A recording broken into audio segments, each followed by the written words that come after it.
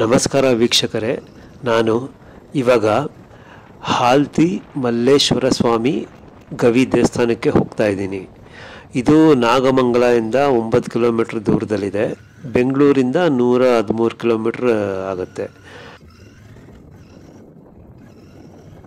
ನಾನು ಈಗ ಹಾಲ್ತಿ Adichunchanagiri spiritual centre ತಲುಪಿದ್ದೀನಿ. ಇಲ್ಲಿವರೆಗೂ ನಮಗೆ ರೋಡ್ ಚೆನ್ನಾಗಿದೆ. ಇಲ್ಲಿಂದ ಮುಂದೆ ನಮಗೆ ಫುಲ್ ಆಫ್ ರೋಡ್ ಇರುತ್ತೆ.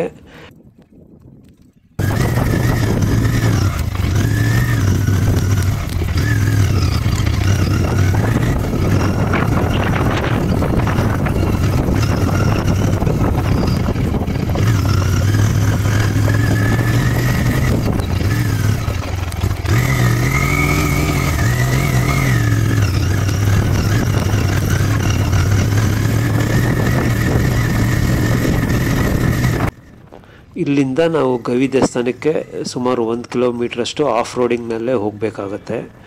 ಬೈಕು 4 ವೀಲರ್ಸ್ ಬರ್ಬೋದು, ಬಟ್ ಕೆಲವು ಕಡೆ ತುಂಬ ಹಳ್ಳ ಇದ್ದಿದ್ದರಿಂದ ನಾನು ಗಾಡಿ ಮುಕ್ಕಾಲು ದಾರಿವರೆಗೂ ಓಡಿಸಿ ಅಲ್ಲೇ ನಿಲ್ಲಿಸ್ಬಿಟ್ಟು ಮುಂದಕ್ಕೆ ನಡ್ಕೊಂಡು ಹೋದೆ. ಯಾಕೆಂದರೆ ಇದು ಗಾಡಿ ಬಿದ್ದರೆ ತುಂಬ ಭಾರ, ನಾನು ಒಬ್ಬನೇ ಬೇರೆ ಇರೋದು, ಎತ್ತಕ್ಕೆ ಕಷ್ಟ ಆಗುತ್ತೆ, ಯಾಕೆ ಈ ಸರ್ಕಸ್ ಅಂದ್ಬಿಟ್ಟು ಗಾಡಿ ಇಲ್ಲೇ ನಿಲ್ಲಿಸ್ಬಿಟ್ಟು ಮುಂದೆ ನಡ್ಕೊಂಡು ಹೋಗ್ತಾಯಿದ್ದೀನಿ.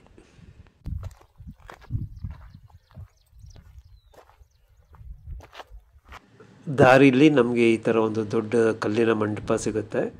ಹಾಗೆ ಇನ್ನು ಸ್ವಲ್ಪ ಮುಂದೆ ಬಂದರೆ ಆಲ್ಮೋಸ್ಟ್ ನಾವು ದೇವಸ್ಥಾನ ಹತ್ರ ಬಂದಂಗೆ ಆಯಿತು. ಇಲ್ಲಿ ನೋಡಿ, ಇಲ್ಲೊಂದು ಕಲ್ಲಿನ ಮಂಟಪ ಇದೆ, ಅಲ್ಲೊಂದು ಪಾಳು ಬಿದ್ದಿರೋ ಮಂಟಪ ಇದೆ.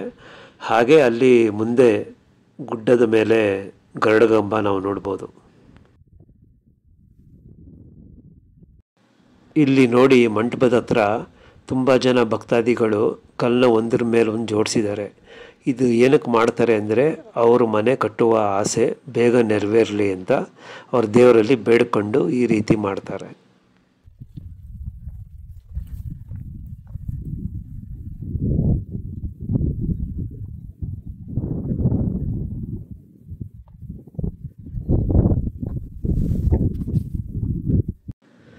ಇಲ್ಲಿ ನಾವು ಬಂಡೆಯ ಮೇಲೆ ಗರುಡಗಂಬನ ನಿಲ್ಲಿಸಿರೋದನ್ನು ನೋಡ್ಬೋದು. ಹಾಗೆ ನೋಡಿ, ಅಲ್ಲಿ ಕಲ್ಲಿನ ಮಂಟಪ, ಅದರ ಹಿಂದ್ಗಡೆ ಏನು ದೊಡ್ಡ ಬೆಟ್ಟ ಇದೆಯಲ್ಲ, ಅದರಲ್ಲೇ ನಮಗೆ ಗವಿ ದೇವಸ್ಥಾನ ಇರೋದು. ಪುರಾಣದ ಪ್ರಕಾರ ಪರಶುರಾಮನಿಗೆ ಈ ಗುಹೆಯಲ್ಲಿ ಶಿವಲಿಂಗ ಸಿಕ್ಕಿತು. ಹಾಗೂ ಅವನ ಕೊಡಲಿ ಆಕಸ್ಮಿಕವಾಗಿ ಶಿವಲಿಂಗಕ್ಕೆ ತಾಕಿದಾಗ ಅಲ್ಲಿಂದ ಹಾಲು ಉಕ್ಕಿತು. ಆದ್ದರಿಂದ ಈ ಬೆಟ್ಟಕ್ಕೆ ಹೆಸರು ಹಾಲ್ತಿ ಎಂದು ಬಂತು ಅಂತ ಹೇಳುತ್ತಾರೆ.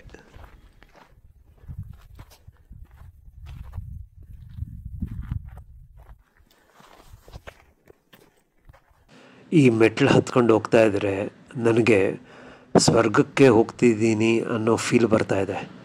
ನೋಡಿ ಎಷ್ಟು ಚೆನ್ನಾಗಿದೆ ಆ ಹುಲ್ಲು, ಆ ಗಿಡ, ಆ ಮರ, ಆ ಬಂಡೆ. ಈ ಸೌಂದರ್ಯ ಎಲ್ಲಿ, ನಮ್ಮ ಸಿಟಿಯ ಪೊಲ್ಯೂಷನ್ ಎಲ್ಲಿ? ನಿಜವಾಗ್ಲೂ ನೀವೆಲ್ಲರೂ ಬಂದು ಇದನ್ನು ಅನುಭವಿಸ್ಬೇಕು. ಆರಾಮಾಗಿ ಬರ್ಬೋದು ಎಲ್ಲರೂ, ನೀವು ನಿಮ್ಮ ಫ್ಯಾಮಿಲಿ ಆ್ಯಂಡ್ ಫ್ರೆಂಡ್ಸ್ ಬಂದು ಆರಾಮಾಗಿ ಅರ್ಧ ದಿನ ಟೈಮ್ ಸ್ಪೆಂಡ್ ಮಾಡಿ ಹೋಗ್ಬೋದು. ಹಾಗೆ ನೋಡಿ, ಇಲ್ಲಿ ಇನ್ನೊಂದು ನಮಗೆ ಬಾಗಿಲು ಸಿಕ್ತು, ಹೆಬ್ಬಾಗಿಲು. ಅದನ್ನು ದಾಟ್ಕೊಂಡು ಇನ್ನೂ ಸ್ವಲ್ಪ ಮೆಟ್ಲಿದೆ, ಹಾಗೆ ಹತ್ಕೊಂಡು ಹೋಗ್ತಾ ಇದ್ದೀನಿ. ಇನ್ನೇನು ನೋಡಿ, ನಮಗೆ ಗವಿ ದೇವಸ್ಥಾನ ಕಾಣಿಸ್ತು ಅಷ್ಟೇ. ಇವರೇ ಆಲ್ಮೋಸ್ಟ್ ಏನು ನಮಗೊಂದು 150 ಮೆಟ್ಲಿದ್ದರೆ ಹೆಚ್ಚು.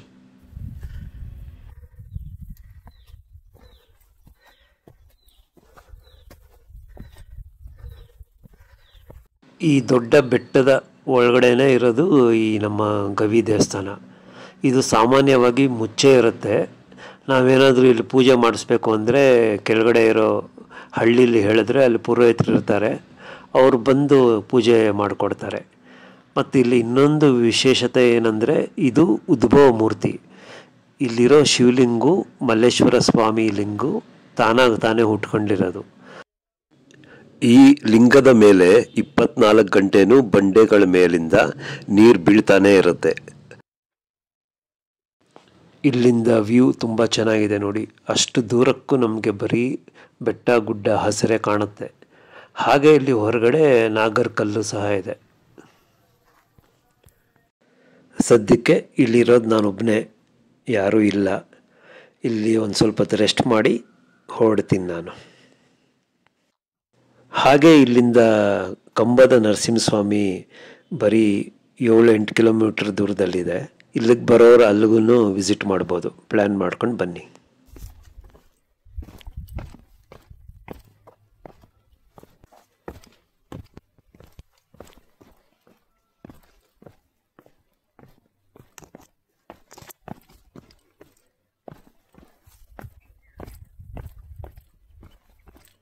ನಿಮಗೆ ಈ ವಿಡಿಯೋ ಇಷ್ಟ ಆಗಿದ್ದಲ್ಲಿ ಲೈಕ್ ಮಾಡಿ, ಸಬ್ಸ್ಕ್ರೈಬ್ ಮಾಡಿ. Thank you.